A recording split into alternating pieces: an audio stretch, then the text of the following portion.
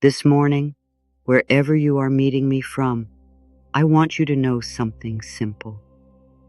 You do not have to force yourself open.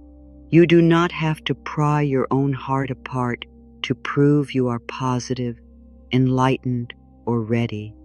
You are allowed to arrive exactly as you are, with the part of you that hopes and the part of you that hesitates, sitting side by side. There is a quiet tenderness in these words.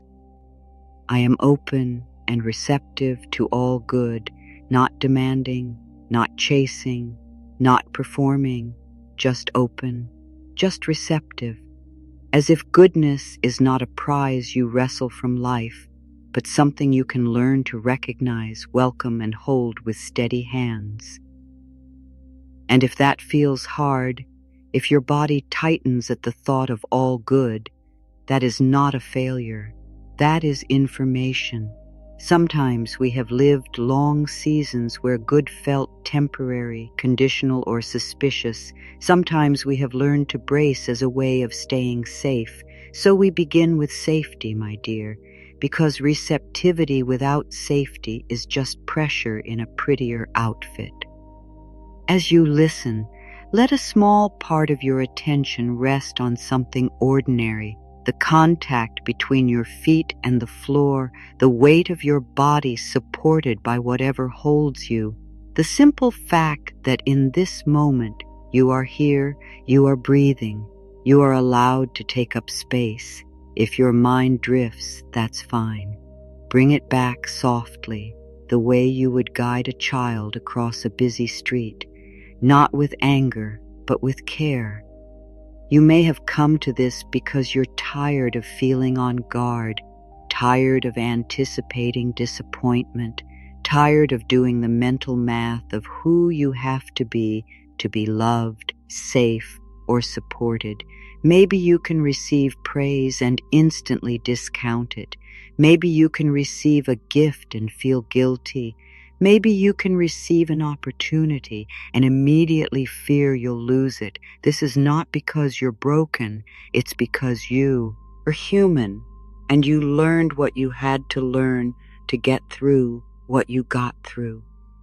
So we're not here to shame the part of you that protects you. We're here to thank it and then to gently update it. We're here to say, I see why you guard the door.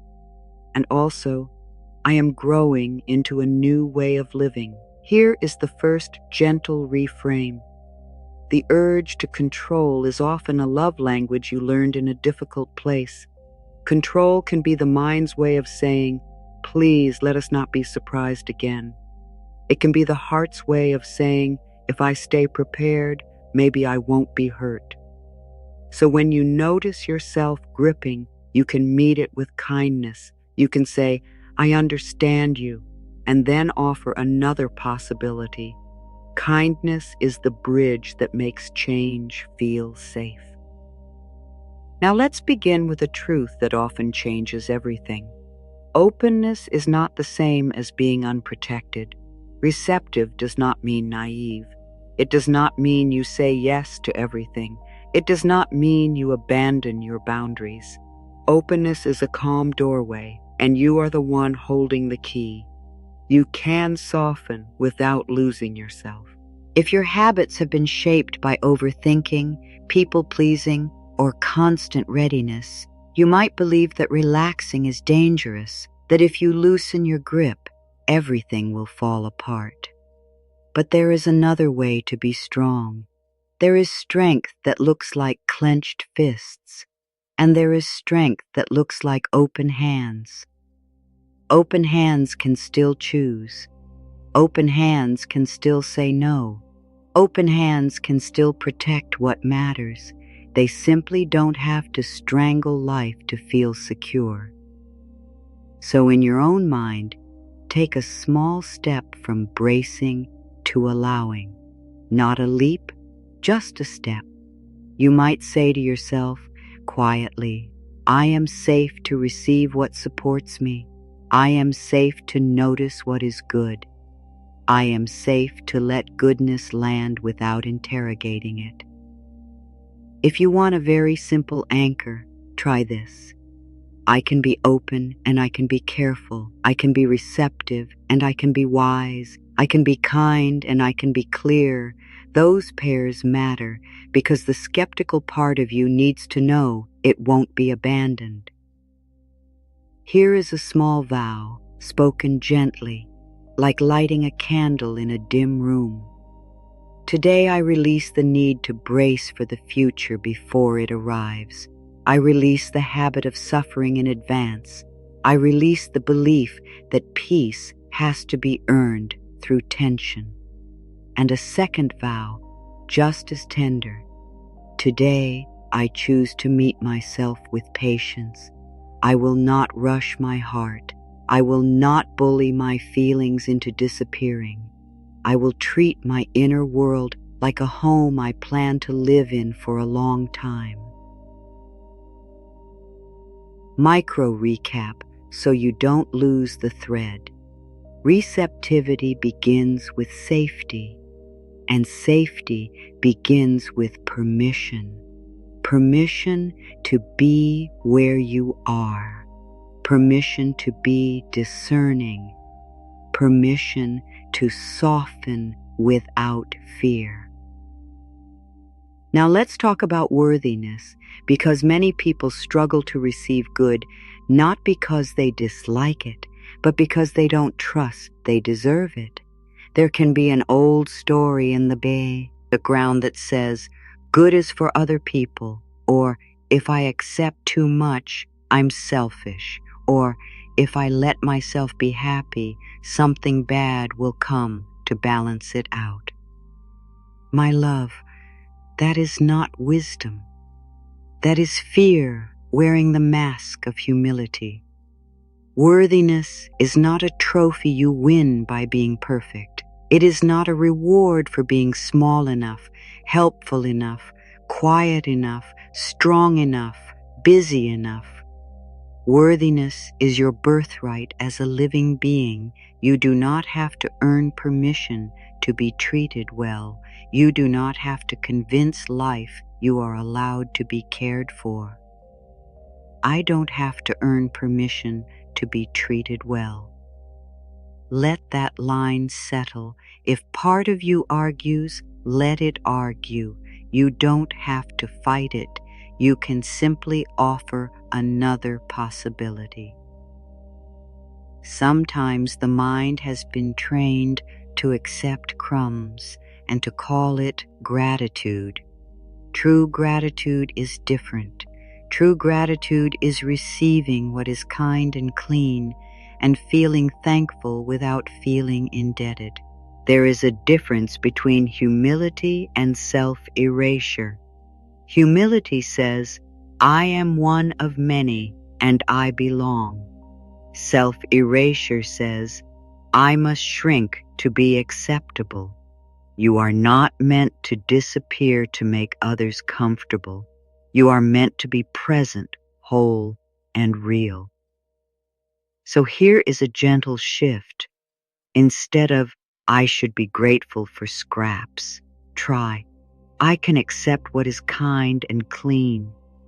Instead of, I'm asking too much, try, it's okay to want steadiness.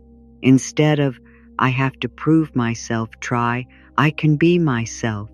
Instead of, I'm a burden, try, I am a person. And a small affirmation to hold close. I deserve steady care, including from myself. I deserve kindness that does not come with hidden hooks. I deserve to rest without apology. If guilt rises when you receive, you can meet it with compassion. Guilt is often just an old rule that says, don't take up space. You can thank that rule for trying to keep you safe and then release it. You can remind yourself, allowing good does not steal from anyone. Your peace does not harm another person. Your joy does not make you selfish. It makes you alive.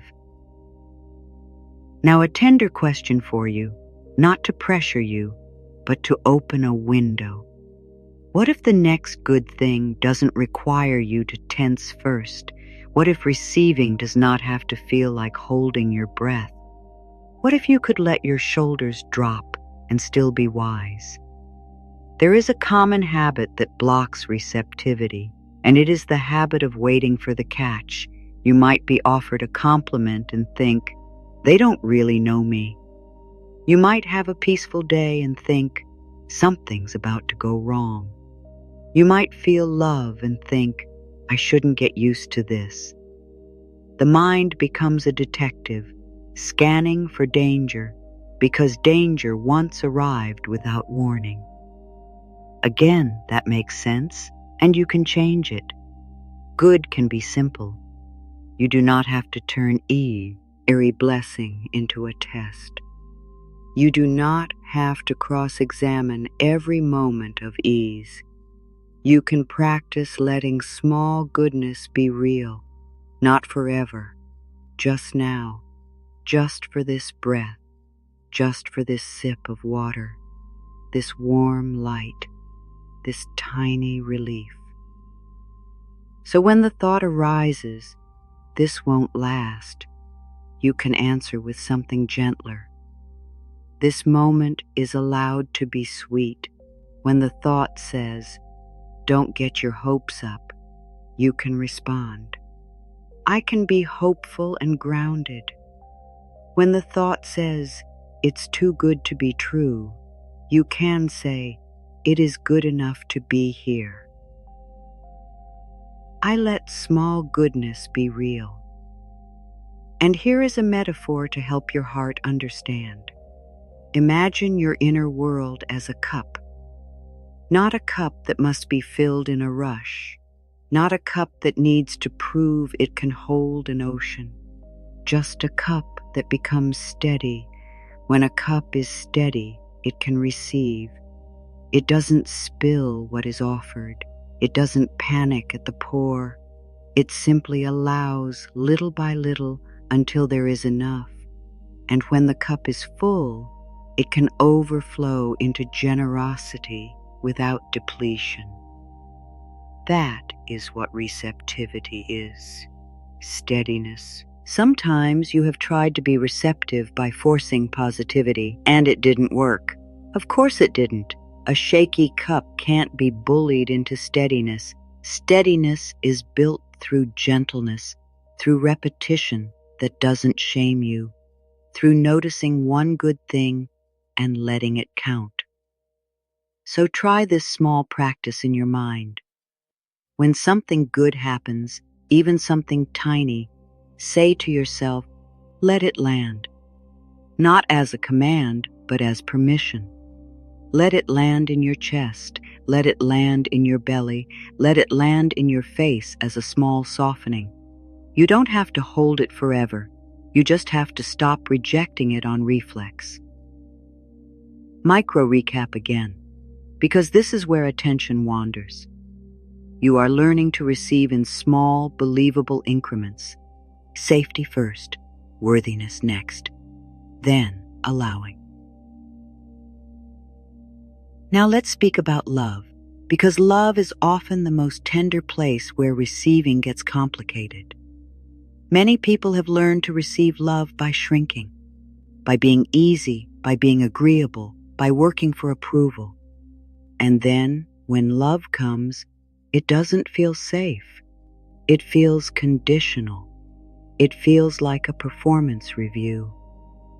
But respectful love does not require you to abandon yourself.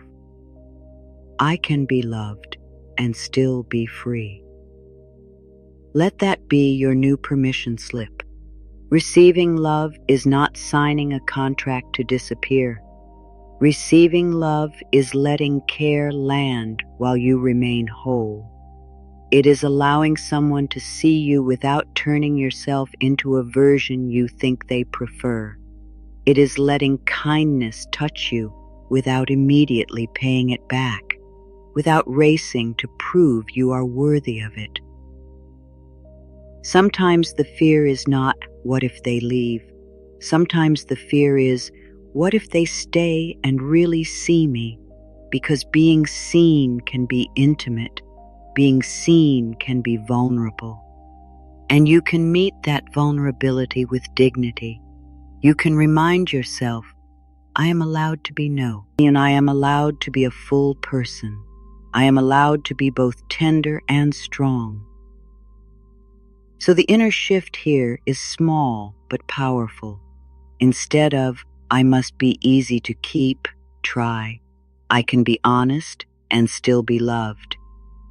Instead of, if I set a boundary, I'll be abandoned, try, my boundaries help love stay clean.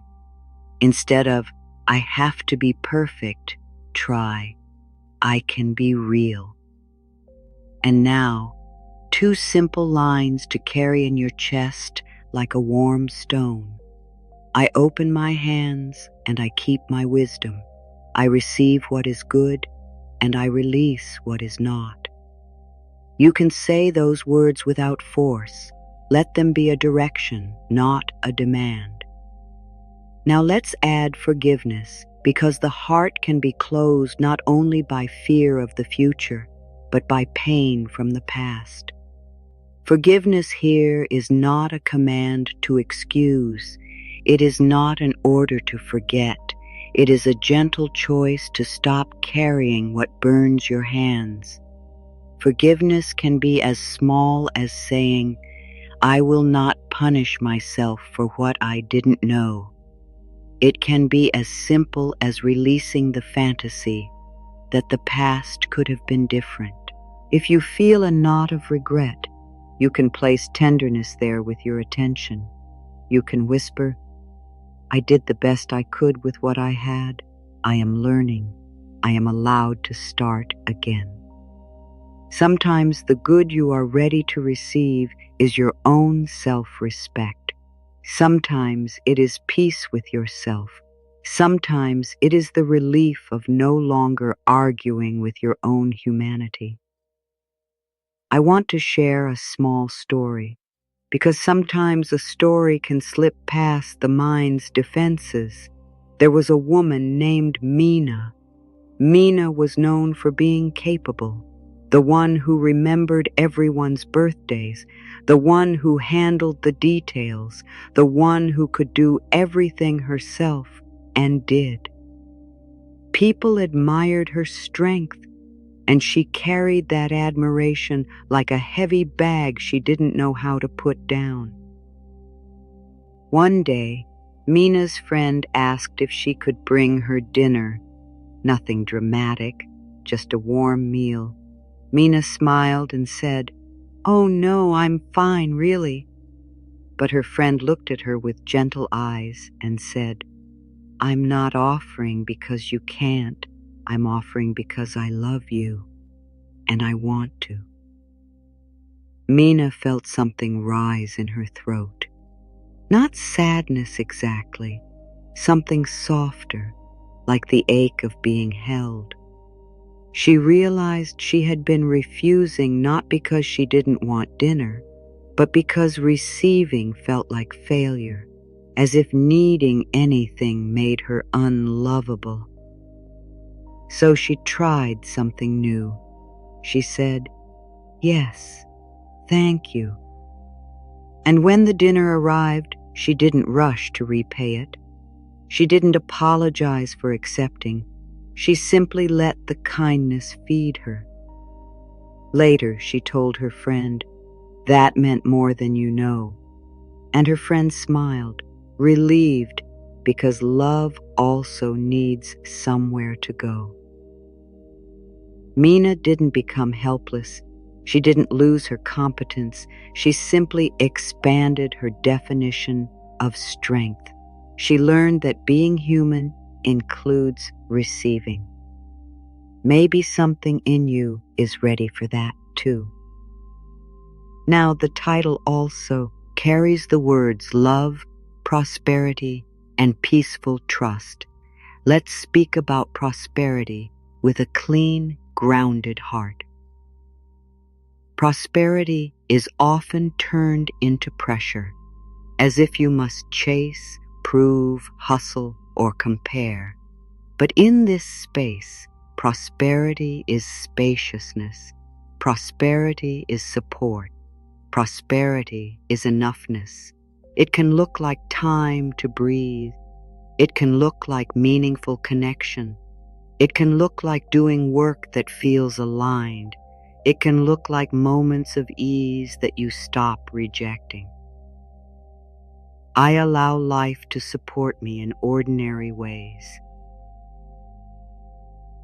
Notice those words. Ordinary ways.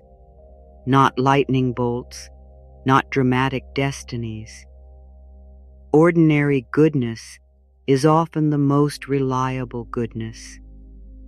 A helpful message, a clear next step, a cup of tea, a small opportunity, a moment of laughter, a pause that arrives just in time.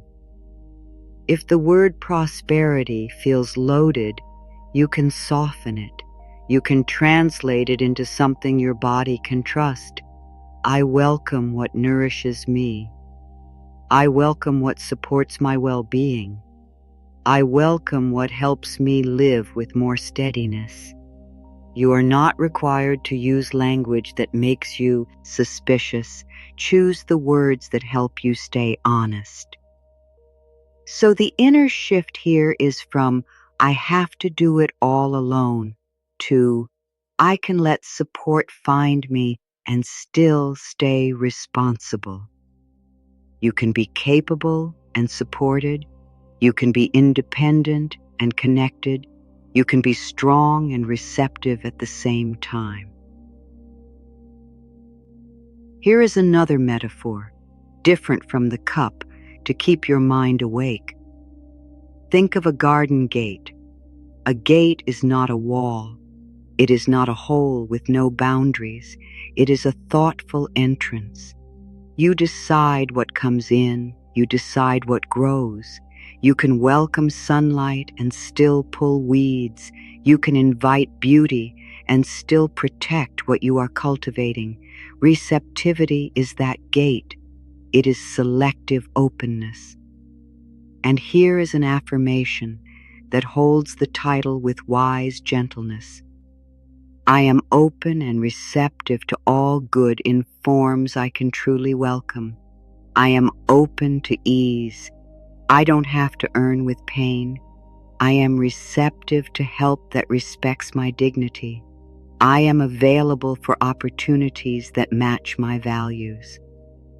Now, let's speak about trust, because trust is the container that lets goodness stay. Trust is not blind. Trust is not a vow that nothing will ever go wrong. Trust is the belief that you can meet life and meet yourself with steadiness. Sometimes, when people begin practicing receptivity, a fear arises. If I open, I'll be disappointed. Or, if I hope, I'll be hurt. So let's make room for peaceful trust, and let's define it clearly. Trust is not pretending. Trust is not denial. Trust is not saying everything is fine when it isn't. Trust is the choice to stay with yourself no matter what arrives. I can't control everything, but I can stay with myself. That is peaceful trust. It is a steady companionship with your own heart. It is the willingness to take the next kind step without needing to know the whole map.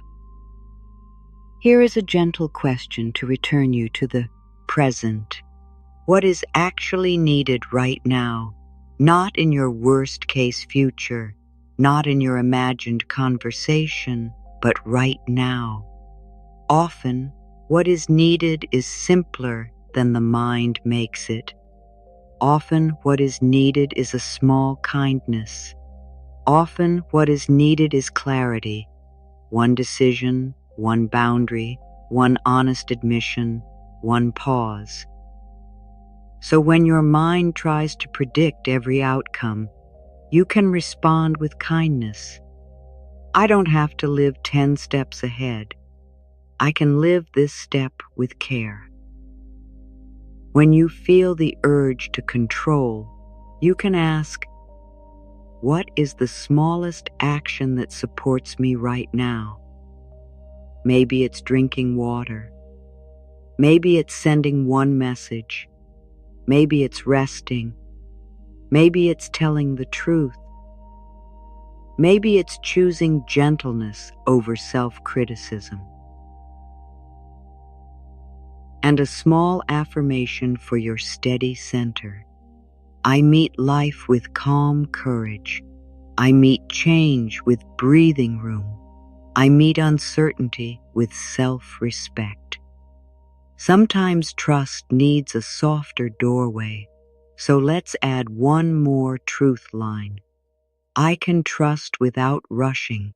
You are not required to leap into faith. You are allowed to test it in tiny ways. You are allowed to say, I will trust this moment, and then I will trust the next. Now, I want to offer another short stream of affirmations, not as spells, not as guarantees, but as invitations. If some feel true, let them in. If some feel too big, let them be a direction. Your heart knows how to take what fits. I am open to the good that is already here. I am receptive to kindness that feels safe. I allow myself to receive without rushing to repay. I release the belief that suffering makes me worthy. I welcome supportive people and supportive moments. I trust myself to choose what nourishes me. I am learning to relax into what is good. I give myself permission to be helped. I let compliments be gifts, not arguments. I allow ease to be part of my life. If you need a shorter chorus, something you can remember in a busy day, take this. I am open, I am discerning, I am allowed to receive. Notice how those three phrases work together. Open but discerning, receptive but wise, soft but not unprotected. You might also practice receiving in small, concrete ways because the body often learns through experience. You can receive a compliment by simply saying thank you and letting it land for one full breath. You can receive rest by not explaining it. You can receive support by making a clear request without apology. You can receive beauty by letting your eyes linger on something lovely for a few seconds longer than usual. You can receive peace by letting one task be enough for now. These are small acts, but small acts are how trust grows. And when resistance shows up, when the old voice says, "Don't get comfortable," you can respond with compassion. "Thank you for trying to keep me safe," and then, "I am safe enough to soften right now." Micro recap, so you stay anchored. Safety creates room. Worthiness lets you enter a low. Wing lets goodness land, and trust helps it stay. My dear, you are not here to become someone else. You are here to return to yourself. You are here to remember that your life is not a constant audition. You are allowed to be met. You are allowed to be helped. You are allowed to be loved without proving. You are allowed to receive the good that fits you. Before we close, let's speak to the part of you that has been taught to compare. Comparison is another way the mind tries to stay safe. It looks around to measure whether you are behind, whether you are failing, whether you are allowed to relax. But comparison rarely brings peace. It brings a constant sense of not enough, and that feeling of not enough makes it hard to receive anything, because even goodness becomes a measuring stick. So here is a quiet permission. You are allowed to step out of the race. You are allowed to return to your own lane, your own timing, your own values. Someone else's life is not evidence that you are late. Someone else's success is not proof that there is no room for you. There is room for many kinds of good. A gentle question to try on. What kind of good actually fits me? Not what impresses others, not what looks perfect from the outside, but what truly nourishes me. Maybe it is more calm in your mornings. Maybe it is a steadier relationship with your time. Maybe it is feeling less guilty when you say no. Maybe it is laughter that doesn't require you to be on. When you name the kind of good you can honestly welcome, your heart relaxes. It stops trying to receive something that isn't yours. Now, let's make room for gratitude, but not the kind that silences you. Gratitude is not a muzzle. It is not a way to tell yourself you shouldn't want more support, more respect, more peace. Healthy gratitude simply says, I notice what is here. It is attention with warmth, and attention with warmth can shift the atmosphere inside you. You might notice one thing, just one, that is okay right now, perhaps a small comfort, perhaps the fact that you can listen to these words, perhaps the way your body is doing its best to carry you. This kind of noticing is not denial, it is balance. It reminds you that you are not only surviving, you are also living. Here is another vow, soft and steady. Today I will let the good be counted. I will not erase it. I will not dismiss it as nothing. I will let it matter. And if you need to rebuild trust after disappointment, let it be gradual. Trust can be like a river that returns after a dry season. It does not rush to prove itself. It simply begins again, one clear stream at a time. You may not feel fully open today. That's okay.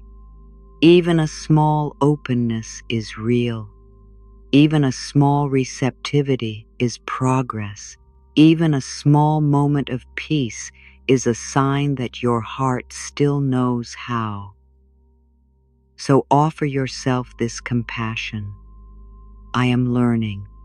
I am practicing. I am allowed to take my time and let this truth line hold you.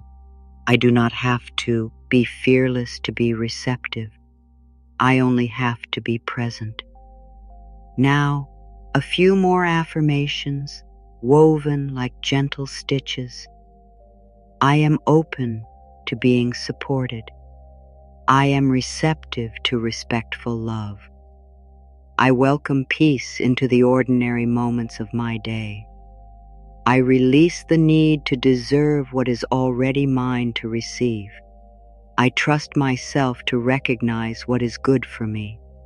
I let my yes be honest and my no be kind. I allow life to meet me halfway. When you notice yourself tightening, you can treat it as a signal, not a verdict. Tightening can mean something matters. It can mean I need reassurance. It can mean I'm remembering an old moment. Instead of judging the tightening, you can offer a gentle hand to your own heart. You can say, I'm here, I won't leave you. This is peaceful trust in its simplest form, staying present with yourself, even when you don't have all the answers. And if your mind asks for certainty, you can answer with steadiness. I don't need perfect certainty to take the next kind step. I can live in questions and still live in dignity. I can be open to good and still take care of myself. There is a quiet kind of peace that comes when you stop arguing with goodness, when you stop pushing it away because it feels unfamiliar. When you stop treating ease as suspicious, peaceful trust is not a dramatic emotion. It is a gentle orientation. It is the choice to meet the day with open hands and a steady spine. Let receiving be a practice, not a personality test. Some days you will open easily. Other days you will need more time. Both are allowed. The good does not demand perfection from you. It simply arrives, and you choose gently again. So if you take nothing else from this, take this one sentence like a soft blanket. I am open and receptive to all good, and I trust myself to welcome it wisely. May you feel safe in your own presence. May you feel your worth without needing proof. May you recognize the goodness that is already trying to reach you in ordinary, believable ways. And when your mind returns to old fear, may you return to yourself with kindness again and again. You are allowed to receive. You are allowed to rest. You are allowed to trust gently at your own pace.